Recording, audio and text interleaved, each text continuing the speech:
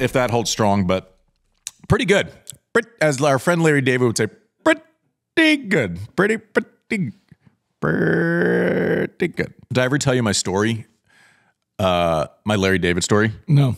Oh, it's great. Are you curb guys? You're a curb guy. Sean, are you a curb guy or are you too young? No, big curb guy. Big curb guy. Okay, so this is the greatest. It has nothing to do with tennis. So just before we get to the men, I feel like we need to interject this story.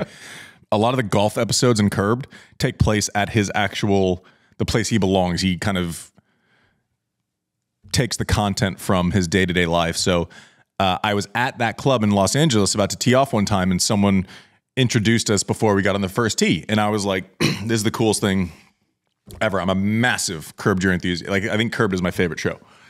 So I tee off, don't think about it. And at this course, the first and the second hole share like this, like 20 yards of rough. So if you slice one on one, you're in this little like death zone of rough. And if you slice one on two, you're in this little death zone of rough, kind of coming back towards each other.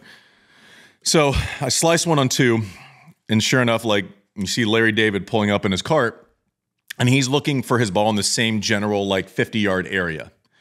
So I'm getting my ball, and he goes, "Is that your ball?"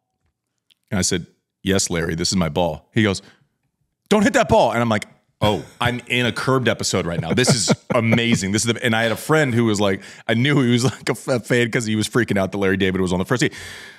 So at that point, I'm like playing a character. I like instantly, I'm like, I'm never going to see Larry David again, but this story is going to live forever. So I walk up to the ball, I line up, and I go, "I'm hitting this ball, Larry." And he goes, "Don't hit that ball. Don't you hit that ball, Andy Roddick." I said, "I'm hitting this ball, Larry." So I take my club back, I get like set, and I hear, "No!" Swing through it, and he's literally on his knees going, "No!"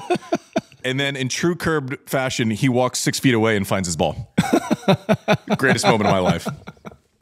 Beat that. Unbelievable. It's the best. I mean, life imitates art. The best. Oh, God, I could watch it for days. Weird tangent, but here we are. It's our podcast. Thanks. Racket Rundown brought to you by Wilson and Larry David Stories.